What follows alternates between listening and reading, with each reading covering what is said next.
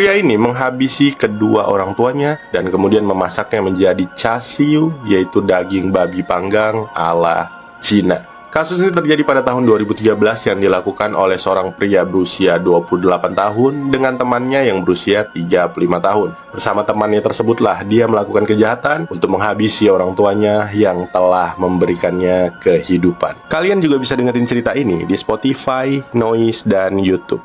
Kehidupan awal.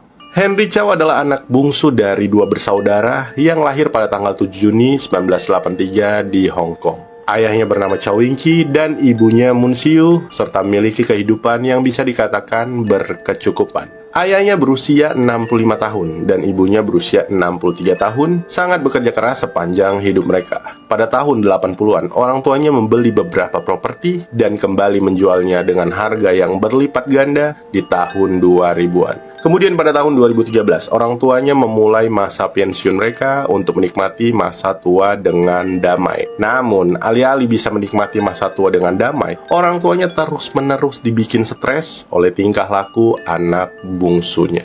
Henry mengaku membenci orang tuanya karena ibunya terus memaksa dia untuk mengikuti les piano, dan membenci ayahnya karena dia adalah pecandu alkohol yang sering pulang ke rumah pada malam hari dalam keadaan mabuk dan memukuli ibu serta kakak laki-lakinya. Menjalani kehidupan dengan tekanan dari orang tuanya membuatnya melarikan diri ke dunianya sendiri, yaitu internet dan game online, di mana dia merasa bisa menjadi dirinya sendiri dan merasa lebih dihargai. Ketika kecil, Henry dikatakan sebagai pribadi pendiam, tidak memiliki teman, dan sering terlibat perkelahian dengan anak sebayanya. Kemudian ketika duduk di bangku sekolah menengah, Henry terus berjuang di bidang akademisnya, namun sayang dia gagal lulus SMA. Namun meskipun begitu, orang tuanya meyakini bahwa Henry adalah anak yang cerdas serta memiliki potensi dalam dirinya untuk masa depan yang baik. Sehingga ketika Henry berusia 17 tahun di tahun 2000, orang tuanya mengirim Henry ke Canberra, Australia untuk belajar. Dia kemudian mendaftar di Universitas Nasional Australia dan mengambil jurusan aktuaria.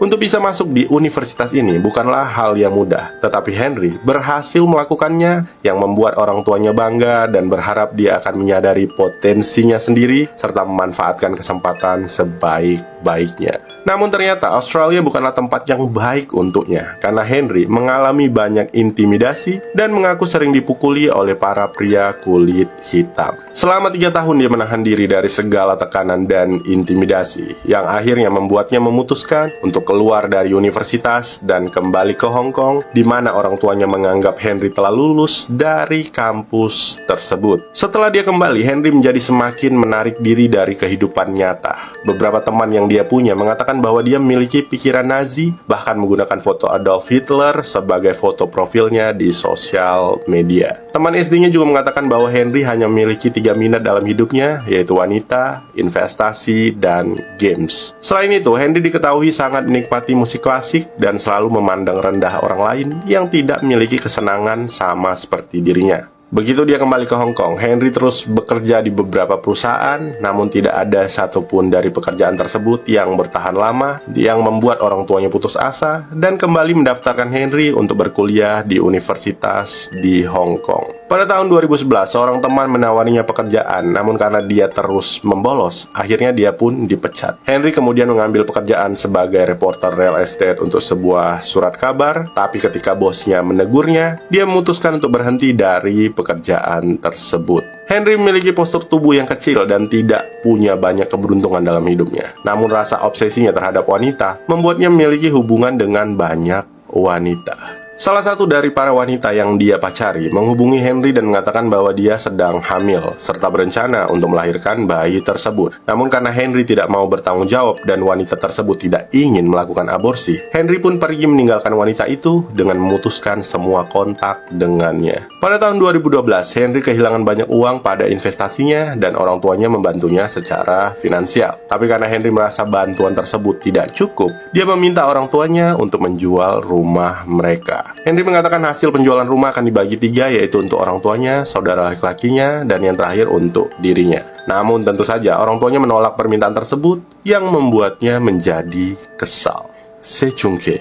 Henry memang tidak memiliki banyak teman, namun ada seorang yang selalu berada di sekitarnya bernama Sechun, yang bekerja sebagai penjaga keamanan dan kadang-kadang melakukan pekerjaan administrasi. Mereka bertemu pertama kali pada tahun 2007 di tempat kerja, dan sejak itulah mereka menjadi dekat seperti saudara kandung. Sechun adalah pria baik, berhati lembut, yang memiliki masa lalu sulit dalam hidupnya. Ketika Sechun berusia 3 tahun, ayahnya meninggal dunia, yang membuat ibunya harus bekerja 2 pekerjaan untuk bisa menafkahi anak-anaknya. Sejak kecil, Sechun bukanlah anak yang pintar di bidang akademis. Bahkan dia selalu gagal dalam setiap mata pelajaran, kecuali matematika. Semasa mudanya, Sechun sering diintimidasi oleh orang-orang di sekitarnya. Di sekolah, dia juga sering dibully, dipukul, tanpa pernah mau melawan. Kakaknya mengatakan bahwa Sechun adalah orang yang sangat baik. Karena kebaikannya itu, dia sangat mudah untuk dimanipulasi. Hanya dengan mentraktirnya makan, orang bisa memanfaatkannya dan mendapatkan kepercayaan darinya. Selain itu, kehidupan cinta Sechun juga tak kalah menyedihkan. Meskipun dikenal sebagai pria yang romantis, dia berkali-kali gagal dalam menjalani hubungan percintaannya. Setelah kematian tragis pacar pertamanya, Sechun pergi ke luar kota dan bertemu dengan seorang wanita Indonesia. Dia begitu mencintai wanita tersebut dan berpikir untuk melamarnya. Namun, kesialan dalam percintaan masih berada di sekitarnya, yang dimana wanita Indonesia yang dia nikahi ternyata hanya memanfaatkannya untuk bisa mendapatkan izin tinggal di Hong Kong. Selain itu, wanita tersebut juga ternyata telah menikah dan memiliki suami di kampung halamannya. Patah hati dengan kecurangan tersebut, Sechun memutuskan pindah dan bekerja di Selandia Baru. Pada hari libur kerjanya, Sechun bertemu seorang wanita dan kemudian memutuskan untuk berpacaran dengannya. Namun sayangnya lagi-lagi Sechun harus mengalami nasib sial, karena wanita yang dia cintai ternyata seorang penipu yang telah mencuri banyak uang dari tabungannya. Sechun pun terpaksa pulang ke Hong Kong tanpa uang sepeser pun dan rasa putus asa yang membuatnya memutuskan untuk mengakhiri hidupnya. Di dalam kamarnya, dia merencanakan bunuh diri dengan menutup semua ventilasi serta membakar tungku kayu dan meminum racun tikus. Namun untungnya, kakak kandungnya datang ke rumah sebelum dia dinyatakan meninggal. Tapi karena aksi percobaan bunuh dirinya tersebut, Sechun mengalami kerusakan otak yang signifikan dan menyebabkan dia kesulitan dalam berbicara. Kejahatan. Dalam hubungan pertemanan antara Henry dan Sechun, Henry dikatakan sebagai pihak yang dominan, sementara Sechun adalah teman yang selalu mengikuti kemauan Henry. Perbedaan intelijen antara keduanya memang terlihat jauh. Henry diketahui memiliki IQ 126, sementara Sechun hanya 84. Jadi, banyak orang yang meyakini bahwa Sechun adalah pihak yang dimanipulasi. Pada bulan September tahun 2012, Henry mengatakan kepada Sechun bahwa dia harus melakukan sesuatu yang besar sebelum berusia 30 tahun. Henry mengatakan kepada Sechun bahwa dia akan bunuh diri dengan mengenakan pakaian tuxedo bagus, memegang sebotol anggur merah, dan kemudian lompat dari atas gedung. Mendengar cerita tentang rencana tersebut, Sechun meyakinkan Henry untuk tidak melakukannya. Ketika ditangkap dan diinterogasi polisi, Henry mengklaim bahwa Sechun lah yang memberikannya ide untuk membunuh orang tuanya. Dia mengatakan bahwa Sechun menyarankan untuk membunuh kedua orang tuanya daripada harus membunuh dirinya sendiri. Dengan menghabisi kedua orang tuanya, dia akan bisa hidup tenang tanpa terus-menerus mengalami penekanan dari mereka. Selain itu, Henry juga mengklaim bahwa Sechun mengatakan dia tidak perlu khawatir dengan pekerjaan karena warisan dari orang tuanya sudah pasti cukup mengcover kebutuhannya dan Henry bisa terlahir kembali dengan kehidupan yang baru. Henry juga menjelaskan rencana Sechun seperti menyembunyikan mayat dan melapor ke polisi dengan berpura-pura kehilangan orang tuanya serta membuat beberapa pengumuman orang hilang kepada publik. Dan jika itu berjalan baik, setidaknya 7 tahun ke depannya, polisi akan mengumumkan bahwa kedua orang tuanya dinyatakan meninggal. Setelah itu Henry bisa mencairkan warisan orang tuanya tersebut. Melalui rencana itu, Henry dan Sechun kemudian melakukan kejahatan tersebut pada tanggal 1 Maret tahun 2013. Kehilangan. 4 hari setelah kejahatan tersebut, saudara laki-laki Henry mulai merasa cemas atas kehilangan orang tuanya. Henry mencoba menenangkan saudaranya tersebut dan mengatakan bahwa dia sebelumnya mendengar pembicaraan orang tuanya yang mengatakan bahwa mereka akan pergi liburan ke Cina. Dan mungkin karena mereka terlalu menikmati liburan tersebut, membuat lupa untuk memberikan kabar kepada anak-anaknya. Abangnya merasa tidak pernah diberitahu tentang rencana liburan orang tuanya, dan dia juga tidak merasa curiga sedikit pun kepada Henry. Tapi meskipun begitu, dia terus memikirkan orang tuanya dan membuatnya merasa tidak tenang menjalani aktivitasnya. Hingga akhirnya pada tanggal 7 Maret, abangnya memaksa Henry untuk menemaninya melaporkan kehilangan orang tuanya ke kantor polisi. Selama di kantor polisi, Henry juga bersaksi dan mengatakan bahwa pada tanggal 2 Maret, dia bersama orang tuanya pergi untuk minum teh di Langham Place, Hong Kong, dan setelah pertemuan tersebut, dia tidak lagi mendengar kabar dari kedua orang tuanya. 5 hari setelah melaporkan kehilangan tersebut, polisi memberitahu Henry dan abangnya bahwa Departemen Imigrasi tidak memiliki catatan yang menunjukkan kepergian orang tua mereka dari Hong Kong. Tentu saja ini menjadi sebuah misteri yang membuat keluarga dan teman-teman orang tuanya menjadi bingung. Merasa putus asa, para kerabat dan teman-temannya memulai kampanye media sosial untuk menemukan orang tua mereka. Henry dan abangnya juga membuat halaman Facebook berjudul Ayah dan Ibu Saya Yang Hilang, serta meminta teman dan masyarakat yang lebih luas untuk informasi apa saja yang dapat membantu menemukan mereka. Selain itu, Apple Podcast juga terus meliput tentang kehilangannya, di mana Henry dan abangnya menjelaskan detail kehilangan, seperti terakhir kali orang tuanya terlihat, pakaian yang dikenakan, dan berjanji memberikan apa saja bagi mereka yang bisa menemukannya. Cerita kesedihan dari dua orang bersaudara itu terus-menerus disiarkan melalui podcast. Dan dalam satu kesempatan, mereka mengatakan bahwa orang tua mereka menghilang tanpa jejak dan membuat ledakan di media massa yang memaksa polisi untuk memprioritaskan kasus tersebut. Penangkapan. Karena desakan dari banyak pihak, polisi kemudian melakukan penyelidikan yang dimana pada tanggal 14 Maret tahun 2013, Henry dan abangnya dipanggil ke kantor polisi untuk dimintai keterangan. Selama wawancara tersebut, Henry mengambil ponselnya untuk mengirim pesan ke dalam sebuah grup yang berisi teman-teman gamenya. Di dalam grup chat tersebut, dia mengatakan, "Saya di kantor polisi sekarang, tapi saya akan menahan polisi untuk sementara waktu karena saya perlu mengulur waktu untuk mengucapkan selamat tinggal terakhir kepada teman-teman saya. Dan kemudian saya akan beritahu mereka kebenaran bahwa saya adalah psikopat yang tidak bisa berempati terhadap rasa sakit orang lain. Karena pengalaman saya dari masa kanak-kanak dan remaja, untuk beberapa alasan saya tidak ingin mereka di sini. Saya membunuh mereka dan berencana untuk menjadikannya seperti kasus orang hilang, serta membuang mayat mereka sepotong demi sepotong. Saya juga memproses emosi saya secara berbeda dari orang normal." Pada malam harinya, Henry bertemu dengan salah seorang teman game tersebut untuk makan malam bersama.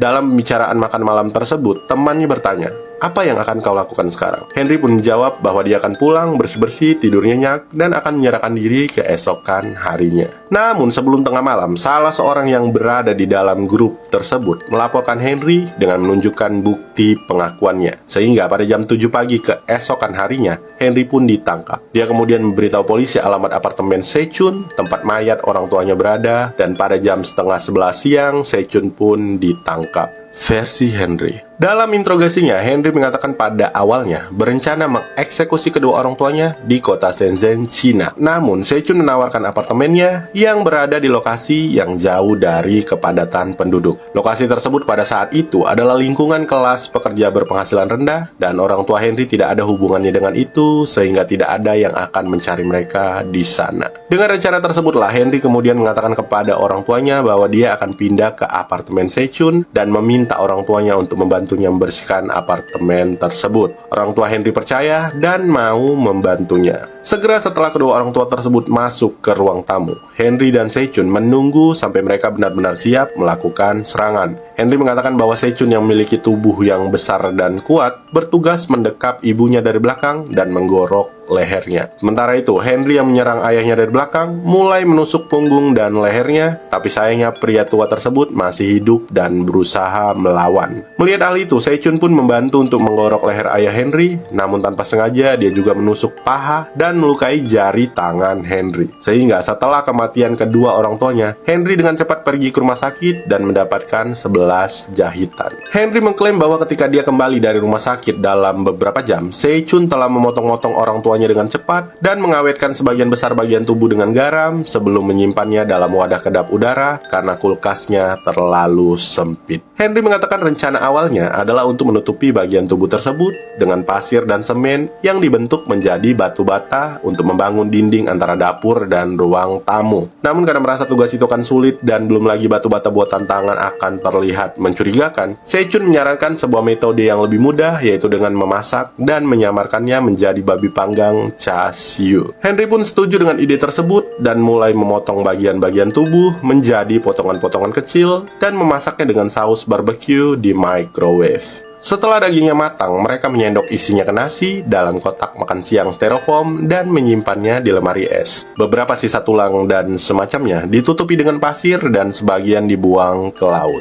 Bukti. Ketika Sechun mengetahui bahwa Henry telah mengakui perbuatannya, Sechun pun ikut mengakui kejahatannya. Pada saat itu, Sechun telah ditahan selama 40 jam dan diinterogasi selama 9 jam berturut-turut. Namun Sechun tidak bisa berbicara selancar Henry dan pernyataannya tidak masuk akal. Polisi tahu bahwa mereka membutuhkan bukti lain yang bisa mendukung pernyataan Henry. Oleh sebab itu, di hari yang sama setelah penangkapan, polisi melakukan penggeledahan di apartemen Sechun. Segera setelah mereka memasuki apartemen tersebut, karpet berlumuran darah memberikan petunjuk yang tidak menyenangkan sebagai kengerian yang telah terjadi. Dari penggeledahan tersebut, polisi menemukan 600 kotak makan styrofoam dan sebuah ember dengan gergaji dan 7 pisau. Kamar tidur yang menjadi ruang penyembelihan juga berisi anggota tubuh manusia dan beberapa potongan disimpan di ruang penyimpanan kecil di sebelahnya. Di dapur, polisi juga menemukan 2 kulkas dengan microwave masing-masing di atasnya, dan ketika mereka membuka kulkas tersebut, polisi kembali menemukan kepala orang tua Henry masing-masing di tiap freezer. Selain itu, kotak makan siang juga tersusun rapi di dalam kulkas tersebut, dan minyak kuning yang ada di dekat microwave diketahui ternyata sebagai lemak manusia.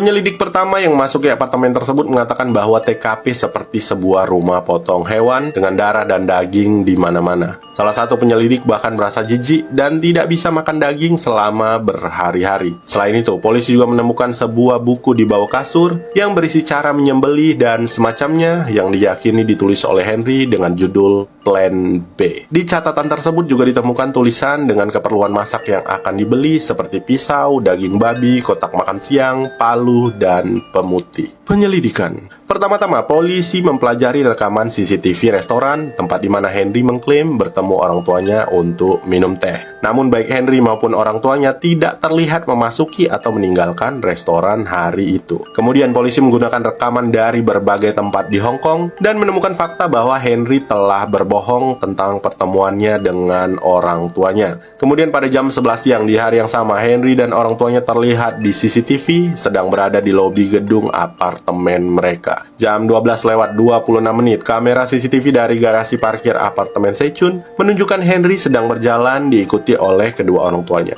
Dari sana mereka masuki gedung dan naik ke lantai 3 dan tidak pernah kelihatan lagi setelahnya. 20 menit kemudian Henry keluar dan muncul kembali di pintu masuk depan sebuah rumah sakit. Pada jam 4 sore dia terlihat sedang berada di toko pakaian dan membeli celana panjang untuk menggantikan celananya yang berlumuran darah. Ketika rincian tentang kasus ini menyebar, media mulai melebih-lebihkan pemberitaannya yang menyebabkan muncul rumor tentang kanibalisme yang dilakukan oleh Henry dan Sechun. Tapi meskipun begitu, tidak pernah ada bukti atau pengakuan dari Henry yang mengatakan bahwa dia memakan daging orang tuanya. Sidang. Persidangan Henry dan Sechun dimulai pada tanggal 4 Agustus tahun 2014 dan kedua terdakwa mengaku tidak bersalah. Namun persidangan tersebut harus dihentikan dan ditunda hingga 6 bulan ke depan setelah 2 juri sidang mengundurkan diri karena tidak kuat dengan tekanan psikologi yang disebabkan oleh kasus tersebut. Pada sidang bulan Februari tahun 2015, jaksa penuntut mengatakan bahwa ini adalah pembunuhan berdarah dingin yang telah direncanakan dengan sangat hati-hati. Video wawancara Henry dengan polisi juga ditayangkan selama persidangan, di mana dia mengatakan dalam video tersebut bahwa ayahnya adalah orang yang sombong dan ibunya selalu kecewa kepada dirinya. Selain itu, dia terus-menerus menyalahkan kedua orang tuanya sebagai penyebab kegagalan yang dia alami dalam hidupnya. Henry mengatakan bahwa dia telah berjuang sebagai anak untuk belajar dengan baik, namun ayahnya selalu menonton TV dengan volume yang sangat besar yang membuatnya sulit berkonsentrasi serta memendam kemarahannya selama bertahun-tahun. tahun. Dia juga sangat membenci ibunya karena ketika SD dia terus dipaksa untuk belajar piano, padahal dia sangat tidak menyukainya. Selain itu, ibunya juga pernah mempermalukannya di depan seorang gadis yang dia sukai. Dari pernyataannya tersebutlah, penuntut meyakini bahwa itu semua adalah motifnya dalam membunuh kedua orang tuanya. Henry juga mengatakan bahwa membunuh orang tuanya adalah sebuah solusi untuk menyelesaikan hubungan emosional dengan mereka, dan dia bisa terlahir kembali sebagai pribadi yang baru. Ketika Henry diperiksa oleh psikiater, dia mengatakan bahwa dia merasa sangat lega ketika melihat orang tuanya tidak ada lagi di kamar mereka. Dan setelah melakukan pembunuhan tersebut, dia sebenarnya berencana untuk juga membunuh saudara kandungnya. Namun karena dia melihat bahwa saudaranya sudah sangat terpukul dengan kepergian orang tua mereka, dia membatalkan niatnya tersebut. Selain itu, Henry juga mengatakan bahwa jika dia lolos dari pembunuhan ini, dia dan Sechun berencana untuk pergi ke Cina, di mana mereka akan melakukan pelecehan seksual dan pembunuhan wanita secara acak sampai mereka tertangkap atau bahkan sampai mati. Sementara itu, Sechun yang diinterogasi membantah bahwa dia terlibat dalam pembunuhan tersebut dan hanya membantu Henry untuk membersihkan TKP. Dia juga mengatakan bahwa dia kembali ke apartemen tersebut pada tanggal 4 Maret, yaitu 3 hari setelah kejahatan mereka terjadi. Di hari tersebutlah Henry menyambutnya dengan senyuman sambil menunjukkan wadah plastik yang berisi potongan kepala dan tangan yang membuat Sechun merasa merinding. Henry yang melihat Sechun seperti tidak menyukai situasi tersebut mengatakan bahwa suka atau tidak suka, Sechun terlibat dalam kejahatan ini, dan orang-orang tidak akan percaya jika dia mengaku tidak terlibat. Selain itu, Sechun mengaku bahwa Henry mengancam akan membunuh ibunya jika dia lari dari rencana mereka atau tidak mematuhi perintah Henry.